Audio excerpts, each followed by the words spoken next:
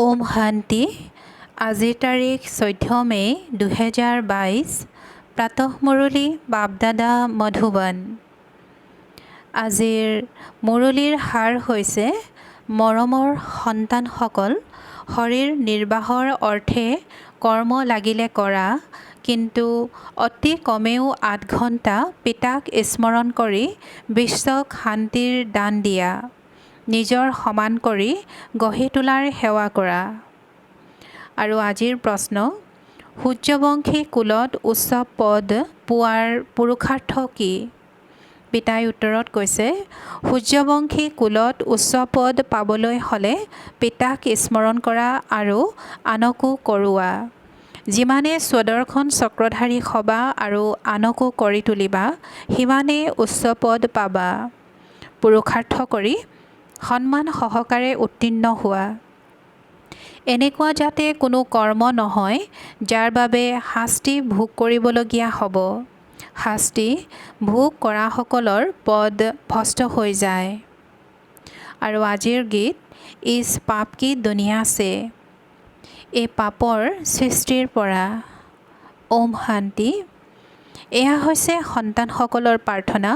কোনসকল সন্তানৰ? যিসকলে এতিয়ালৈকে জনা নাই। তোমালোক সন্তানসকলে জানি গৈছা যে এই পাপৰ জগতৰ পৰা বাবাই আমাক পুণ্যৰ জগতলৈ লৈ গৈ আছে। তাত সদায় আৰামেই আৰাম, দুখৰ নামেই নাই। এতিয়া নিজৰ অন্তৰক সোধা হয় যে আমি সেই সুখধামৰ পৰা আকৌ এই দুখধামলৈ কেনেকৈ আহি গ'লোঁ। এইটোতো সকলোৱে জানে যে ভাৰত প্ৰাচীন দেশ। ভাৰতেই সুখধাম আছিল। এইখনেই ভগৱান ভগৱতীৰ ৰাজ্য আছিল। দেৱ কৃষ্ণ, দেৱী ৰাধা অথবা দেৱ নাৰায়ণ, দেৱী লক্ষ্মীয়ে ৰাজ্য কৰিছিল। সকলোৱে জানে। এতিয়া পুনৰ ভাৰতবাসীয়েই নিজক পতিত ভ্ৰষ্টাচাৰী বুলি কিয় কয়? জানেও ভাৰত সোণৰ চৰাই অৰ্থাৎ সমৃদ্ধিশালী আছিল। পাৰসনাথিনীৰ ৰাজ্য আছিল। আকৌ এই ভ্ৰষ্টাচাৰী অৱস্থা কেনেকৈ পালে? বাবাই বহি বুজায়, মোৰো ইয়াতেই জন্ম হয়, কিন্তু মোৰ হৈছে দিব্য জন্ম। তোমালোকে জানা আমি শিৱ বংশী হওঁ আৰু প্ৰজাপিতা ব্ৰহ্মা কুমাৰী হওঁ। সেইকাৰণে বাবাই বুজাইছে, পোনপ্ৰথমে এইটো সোধা গডফাদাৰক জানেনে? তেতিয়া ক'ব, পিতা নহয় জানো? তেন্তে আকৌ সম্বন্ধৰ কথা কিয় সোধে? পিতাটো হৈয়ে গ'ল। পিতাজী কৈছে যে প্ৰথমে এইটো সোধা গডফাদাৰক জানেনে? তেতিয়া ক'ব, পিতা নহয় জানো? তেন্তে আকৌ সম্বন্ধৰ কথা কিয় সোধে? পিতাটো হৈয়ে গ'ল। শিৱবংশীটো সকলো আত্মা হয়, গতিকে সকলো ভাই ভাই হয়। আকৌ সাকাৰ প্ৰজাপিতা ব্ৰহ্মাৰ সৈতে কি সম্বন্ধ? তেতিয়া সকলোৱে ক'ব, পিতা হয় নহয় জানো? যাক আদি দেৱ বুলি কোৱা হয়। শিৱ হৈ গ'ল নিৰাকাৰ পিতা। তেওঁ অমৰ নহ'ল জানো? আত্মা সকলো অমৰ, বাকী সাকাৰে এটা শৰীৰ ত্যাগ কৰি অন্য এটা লয়। নিৰাকাৰ শিৱ বংশী, তাত আকৌ কুমাৰ কুমাৰী বুলি কোৱা নহ'ব। আত্মাসকলৰ কুমাৰ কুমাৰীৰ বোধ নাথাকে। প্ৰজাপিতা ব্ৰহ্মাৰ সন্তান হোৱা, তেন্তে তাত কুমাৰ কুমাৰী হয়। শিৱবংশীটো আগৰ পৰাই হয়। শিৱ বাবা পুনৰ্জন্মত নাহে। আমি আত্মাসকল পুনৰ্জন্মত আহোঁ। বাৰু তোমালোক যি পুণ্য আত্মা আছিলা, পুনৰ পাপ আত্মা কেনেকৈ হ'লা? পিতাই কয়, তোমালোক ভাৰতবাসীয়ে নিজে নিজক চৰ মাৰিছা। এনেকৈ কয়ো যে পৰমপিতা, আকৌ তেওঁক সৰ্বব্যাপী বুলি কৈ দিয়ে। পুণ্য আত্মা কৰি তোলোতা পিতাক তোমালোকে কুকুৰ মেকুৰী পাথৰ শিলগুটি সকলোতে আছে বুলি কৈ দিছা। তেন্তে তেওঁ হৈছে বেহদৰ পিতা, যিজনক তোমালোকে স্মৰণ কৰা। তেওঁৱে প্ৰজাপিতা ব্ৰহ্মাৰ মুখৰ দ্বাৰা ব্ৰাহ্মণ ৰচে। তোমালোক ব্ৰাহ্মণ পুনৰ দেৱতা হোৱা, পতিতৰ পৰা পাৱন কৰি তোলোতা একমাত্ৰ পিতাই হ'ল। তেওঁৰ সকলোতকৈ অধিক তোমালোকে গ্লানি কৰিছা। সেইকাৰণে তোমালোকৰ ওপৰত ধৰ্মৰজাৰ দ্বাৰা মোকৰ্দমা চলিব। তোমালোকৰ সকলোতকৈ ডাঙৰ শত্ৰু হৈছে 5 বিকাৰৰূপী ৰাৱণ। তোমালোকৰ হৈছে ৰাম বুদ্ধি, বাকী সকলোৰে ৰাৱণ বুদ্ধি। ৰাম ৰাজ্যত তোমালোক কিমান সুখী আছিলা, ৰাৱণ ৰাজ্যত তোমালোক কিমান দুখী হ'লা। তাত হৈছে পাৱন কুল, ইয়াত হৈছে পতিত কুল। এতিয়া কাৰ মতত চলিব লাগে? পতিত পাৱনটো একমাত্ৰ নিৰাকাৰেই হয়। ঈশ্বৰ সৰ্বব্যাপী, ঈশ্বৰ সকলোতে বিৰাজমান, প্ৰতিজ্ঞাও এনেদৰে কৰায়। এইটো তোমালোক সন্তানসকলেহে জানা যে পিতা এই সময়ত উপস্থিত আছে। আমি দুচকুৰে দেখোঁ। আত্মাই গম পাইছে যে পৰমপিতা পৰমাত্মাৰ এই শৰীৰত আগমন হৈছে। আমি জানো, চিনি পাওঁ। শিৱ বাবাই পুনৰাই ব্ৰহ্মাৰ শৰীৰত প্ৰৱেশ কৰি আমাক বেদশাস্ত্ৰৰ সাৰ আৰু সৃষ্টিৰ আদি মধ্য অন্তৰ ৰহস্য শুনাই ত্ৰিকালদৰ্শী কৰি আছে। স্বদৰ্শন চক্ৰধাৰীকে ত্ৰিকালদৰ্শী বুলি কোৱা হয়। বিষ্ণুক এই চক্ৰ দিয়ে তোমালোক ব্ৰাহ্মণে আকৌ দেৱতা হোৱা। দেৱতাসকলৰ আত্মা আৰু শৰীৰ দুয়োটাই পবিত্ৰ। তোমালোকৰ শৰীৰটো বিকাৰেৰে গঠিত হয় নহয় জানো? যদিওবা তোমালোক আত্মা অন্তিমত পবিত্ৰ হৈ যোৱা, কিন্তু শৰীৰটো পতিত নহয় জানো? সেইকাৰণে তোমালোকক স্বদৰ্শন চক্ৰ দিব নোৱাৰি। তোমালোক সম্পূৰ্ণ হোৱা তেতিয়া বিষ্ণুৰ বিজয়মালা হোৱা, ৰুদ্ৰমালা আৰু পাছত বিষ্ণুৰ মালা। ৰুদ্ৰমালা হৈছে নিৰাকাৰী আৰু তেওঁলোকে যেতিয়া সাকাৰত ৰাজ্য কৰে তেতিয়া মালা হৈ যায়। গতিকে এই সকলোবোৰ কথা তোমালোকে এতিয়া জানা। গায়নো কৰে, পতিত পাৱন আহক, তেন্তে নিশ্চয় এজন নহ'ল জানো? সকলো পতিতক পাৱন কৰি তোলোতা একমাত্ৰ পিতাই হয়। সেয়েহে পতিত পাৱন আটাইতকৈ মৰমৰ নিৰাকাৰী ঈশ্বৰ পিতা হ'ল। তেওঁ হ'ল জ্যেষ্ঠ বাবুল অৰ্থাৎ পিতা। কনিষ্ঠ বাবাকতো সকলোৱে বাবা বাবা বুলি কৈ থাকে। যেতিয়া দুখ হয় তেতিয়া পৰমপিতা পৰমাত্মাক স্মৰণ কৰে। এয়া অতিকৈ বুজিবলগীয়া কথা। প্ৰথমতে এইটো কথা বুজাব লাগে, পৰমপিতা পৰমাত্মাৰ সৈতে আপোনাৰ কি সম্বন্ধ?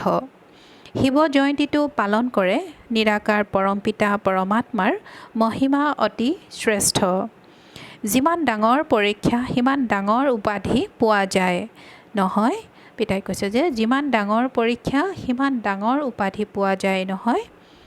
বাবাৰ উপাধি অতি উচ্চ। দেৱতাসকলৰ মহিমাটো গতানুগতিক।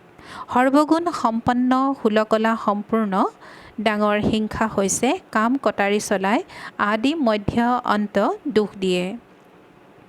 এয়া হৈছে বৰ ডাঙৰ হিংসা। এতিয়া তোমালোক দ্বৈত অহিংসক হ'ব লাগে। ভগৱান উবাচ, হে সন্তানসকল, তোমালোক হৈছা আত্মা, মই পৰমাত্মা। তোমালোকে 63 জন্ম বিষয় অৰ্থাৎ বিকাৰৰ সাগৰত আছিলা। এতিয়া মই তোমালোকক ক্ষীৰ সাগৰলৈ লৈ যাওঁ। বাকী অন্তিমৰ কিছু সময় তোমালোকে পবিত্ৰতাৰ প্ৰতিজ্ঞা কৰা। এতিয়াতো পিতাই কৈছে যে বাকী অন্তিমৰ কিছু সময় তোমালোকে পবিত্ৰতাৰ প্ৰতিজ্ঞা কৰা।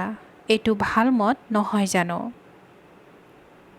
এনেকৈ কয়ো যে আমাক পাৱন কৰি তোলক। পিতাই আজি কৈছে যে ভগৱান উবাচ, হে সন্তানসকল, তোমালোক হৈছা আত্মা, মই পৰমাত্মা। তোমালোকে 63 জন্ম বিষয় অৰ্থাৎ বিকাৰৰ সাগৰত আছিলা। এতিয়া মই তোমালোকক ক্ষীৰ সাগৰলৈ লৈ যাওঁ। বাকী অন্তিমৰ কিছু সময় তোমালোকে পবিত্ৰতাৰ প্ৰতিজ্ঞা কৰা। এয়াতো ভাল মত নহয় জানো? এনেকৈ কয়ো যে আমাক পাৱন কৰি তোলক। পাৱন আত্মাসকল মুক্তিত থাকে। সত্যযুগত হৈছে জীৱন মুক্তি। পিতাই কয়, যদিহে সূৰ্যবংশী হ'ব বিচৰা তেন্তে পূৰা পুৰুষাৰ্থ কৰা। মোক স্মৰণ কৰা আৰু আনকো স্মৃতি সোঁৱৰাই দিয়া। যিমানে স্বদৰ্শন চক্ৰধাৰী হ'বা আৰু আনকো কৰি তুলিবা, সিমানে উচ্চ পদ পাবা। এতিয়া চোৱা, প্ৰেম কন্যাগৰাকী দেহৰাদুনত থাকে।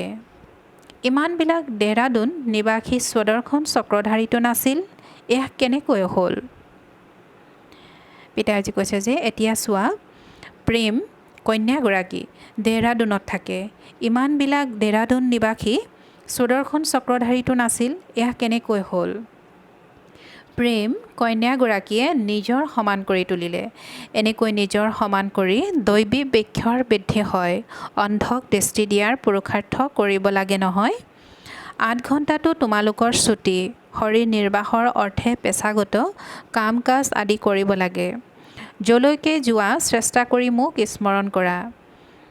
যিমান তোমালোকে বাবাক স্মৰণ কৰা, তাৰমানে তোমালোকে শান্তিৰ দান গোটেই সৃষ্টিক দিয়া। যোগেৰে শান্তিৰ দান দিয়াটো কোনো কঠিন নহয়। অৱশ্যে হয় কেতিয়াবা কেতিয়াবা যোগাভ্যাসত বহুৱাও হয়, কিয়নো সংগঠনৰ বল একত্ৰিত হৈ যায়। বাবাই বুজাইছে, শিৱ বাবাক স্মৰণ কৰি তেওঁক কোৱা, বাবা এওঁ আমাৰ কুলৰ। এওঁৰ বুদ্ধিৰ তলা খুলি পিতাজী কৈছে যে বাবাই বুজাইছে, শিৱ বাবাক স্মৰণ কৰি তেওঁক কোৱা, বাবা এওঁ আমাৰ কুলৰ। এওঁৰ বুদ্ধিৰ তলা খুলি দিয়ক। এয়াও স্মৃতিত থকাৰ যুক্তি। নিজৰ অভ্যাসতো এইটো ৰাখিব লাগে। চলোতে ফুৰোতে যাতে শিৱ বাবাৰ স্মৃতি থাকে। বাবা এওঁক আশীৰ্বাদ কৰক। আশীৰ্বাদ দিওঁতা দয়াশীলটো একমাত্ৰ বাবাই হয়। হে ভগৱান, এওঁক দয়া কৰক। ভগৱানকেই ক'ব নহয়। তেওঁৱে দয়াময় অৰ্থাৎ মাৰ্চিফুল, নলেজফুল অৰ্থাৎ জ্ঞানপূৰ্ণ, ব্লিছফুল অৰ্থাৎ আনন্দময় হয়। পবিত্ৰতাটো সম্পূৰ্ণ, স্নেহটো সম্পূৰ্ণ। পিতাই কৈছে যে পবিত্ৰতাটো সম্পূৰ্ণ, স্নেহটো সম্পূৰ্ণ। তেন্তে ব্ৰাহ্মণ কুলভূষণসকলৰ পৰস্পৰ কিমান স্নেহ থকা উচিত। কাকোৱে দুখ দিব নালাগে। তাত জন্তু আদিয়েও কাকো দুখ নিদিয়ে। তোমালোক সন্তানসকল ভাই ভাই ঘৰত থাকি সৰু কথাতে পৰস্পৰ কাজিয়া কৰা। তাততো জন্তু আদিয়েও কাজিয়া নকৰে। তোমালোকেও শিকিব লাগে। নিশিকিলে পিতাই ক'ব, তোমালোকে বহুত শাস্তি ভোগ কৰিবা, পদ ভ্ৰষ্ট হৈ যাব। শাস্তিৰ লায়ক আমি কিয় হওঁ? সন্মান সহকাৰে উত্তীৰ্ণ হ'ব লাগে নহয়। আগলৈ গৈ বাবাই সকলো সাক্ষাৎকাৰ কৰাই থাকিব। এতিয়া অলপ সময় আছে, সেইবাবে সোনকালে কৰি থাকা। বেমাৰটো সকলোকে কয় নহয় যে ৰাম ৰাম বুলি কোৱা, অন্তৰৰ পৰাও কয়। অন্তিমতো কোনো বহুত তীব্ৰতাৰে আগবাঢ়ি যাব। পিতাজী কৈছে যে অন্তিমতো কোনো বহুত তীব্ৰতাৰে আগবাঢ়ি যাব। পৰিশ্ৰম কৰি আগবাঢ়ি যায়। তোমালোকে বহুত আশ্চৰ্য দেখি থাকিবা। নাটকৰ অন্তিমত ভূমিকা আশ্চৰ্যজনক হয় নহয়। অন্তিমতে বাহ হয়, সেই সময়ততো বহুত আনন্দিত হৈ থাকিবা। যাৰ জ্ঞান নাই তেওঁলোকতো তাতেই সংজ্ঞাহীন হৈ যাব। অপাৰেশ্যন আদিৰ সময়ত ডক্তৰে দুৰ্বল লোকসকলক থিয় নকৰায়। বিভাজনৰ সময়ত কি হ'ল সকলোৱে দেখিলা নহয়।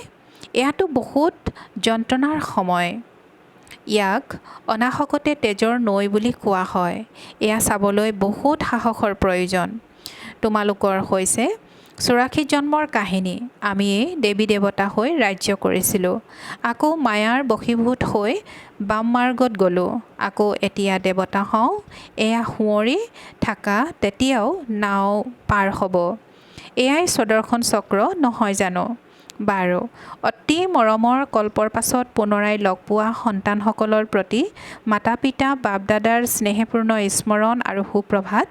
আত্মিক পিতাৰ আত্মিক সন্তানসকলক নমস্কাৰ আৰু আত্মিক সন্তানসকলৰ আত্মিক মাতা পিতা বাপ দাদাৰ প্ৰতি স্নেহপূৰ্ণ স্মৰণ আৰু সুপ্ৰভাত আৰু নমস্কাৰ। আৰু আজিৰ ধাৰণাৰ বাবে মুখ্য সাৰ প্ৰথমতে, পিতাৰ সমান সৰ্বগুণেৰে সম্পূৰ্ণ হ'ব লাগে। পৰস্পৰ অতি স্নেহেৰে থাকিব লাগে। কেতিয়াও কাকো দুখ দিব নালাগে। দ্বিতীয়তে, চলোতে ফুৰোতে পিতাৰ স্মৃতিত থকাৰ অভ্যাস কৰিব লাগে। স্মৃতিত থাকি গোটেই বিশ্বক শান্তিৰ দান দিব লাগে। আৰু আজিৰ বৰদান, জ্ঞানৰ ৰহস্যক বুজি সদায় অবিচলিত হৈ থাকোঁতা নিশ্চয় বুদ্ধিৰ বিঘ্ন বিনাশক হোৱা। আৰু আজিৰ বৰদানৰ ব্যাখ্যা, বিঘ্ন বিনাশক স্থিতিত স্থিত হৈ থাকিলে যিমানেই ডাঙৰ বিঘ্ন নহওক খেল যেন অনুভৱ হ'ব। খেল বুলি ভবাৰ কাৰণে বিঘ্নলৈ কেতিয়াও ভয় নকৰিব, বৰঞ্চ আনন্দেৰে বিজয়ী হ'ব আৰু ডবল লাইট হৈ থাকিব। ড্ৰামাৰ জ্ঞানৰ স্মৃতিৰে সকলো বিঘ্ন একো নতুন নহয়, অৰ্থাৎ নাথিং নিউ যেন লাগে। নতুন কথা যেন নালাগিব, বহুত পুৰণা কথা।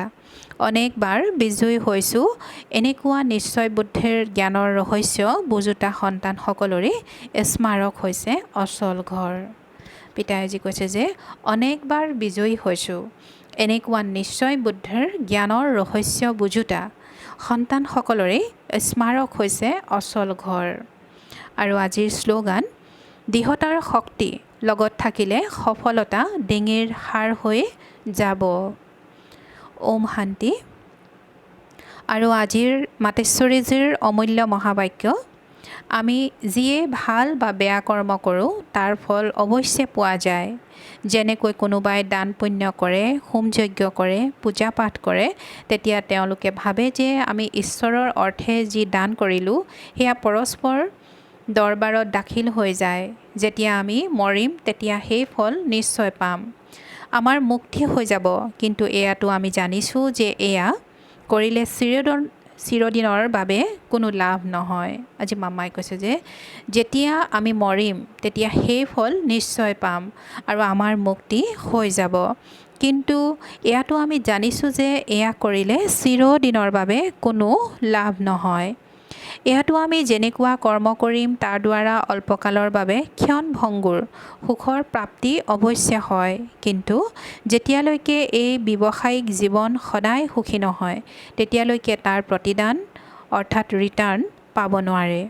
আমি লাগিলে যাকেই নুসুধোঁ, এয়া আপুনি যি কৰি আহিছে সেয়া কৰি আপুনি সম্পূৰ্ণ ফল পাইছেনে, তেতিয়া তেওঁৰ ওচৰত কোনো উত্তৰ নাথাকে।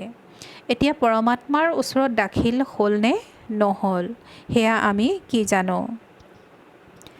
যেতিয়ালৈকে নিজৰ ব্যৱহাৰিক জীৱনত কৰ্ম শ্ৰেষ্ঠ নহয় তেতিয়ালৈকে যিমানেই কষ্ট নকৰা তথাপি মুক্তি, জীৱন মুক্তি প্ৰাপ্ত নহ'ব। বাৰু দান পুণ্য কৰিলা, কিন্তু সেয়া কৰা বাবে কোনো বিকৰ্মটো ভস্ম নহ'ল, তেন্তে মুক্তি, জীৱন মুক্তি কেনেকৈ প্ৰাপ্ত হ'ব। যদিও ইমান সন্ত মহাত্মা আছে, যেতিয়ালৈকে তেওঁলোকৰ কৰ্মৰ জ্ঞান নাই তেতিয়ালৈকে সেই কৰ্ম অকৰ্ম হ'ব নোৱাৰে আৰু মুক্তি, জীৱন মুক্তিও প্ৰাপ্ত নকৰে। তেওঁলোকেও এইটো নাজানে যে সত্য ধৰ্ম কি আৰু সত্য কৰ্ম কি। কেৱল মুখেৰে ৰাম ৰাম বুলি কোৱা, ইয়াৰ দ্বাৰা কোনো মুক্তি নহয়। বাকী এনেকৈ ভাবি লয় যে মৃত্যুৰ পাছত আমাৰ মুক্তি হ'ব। তেওঁলোকে এইটো গমেই নাপায় যে মৃত্যুৰ পাছত কি লাভ হ'ব, একোৱেই নহয়। বাকীটো মনুষ্যই নিজৰ জীৱনত লাগিলে বেয়া কৰ্মই কৰক বা ভাল কৰ্মই কৰক, তাৰ ফল এইটো জীৱনতে ভোগ কৰিব লাগে। এতিয়া এই গোটেই জ্ঞান আমি পৰমাত্মা শিক্ষকৰ দ্বাৰা পাই আছোঁ যে কেনেকৈ শুদ্ধ কৰ্ম কৰি নিজৰ ব্যৱহাৰিক জীৱন গঢ়িব লাগে। ভাল বাৰু। ওম শান্তি।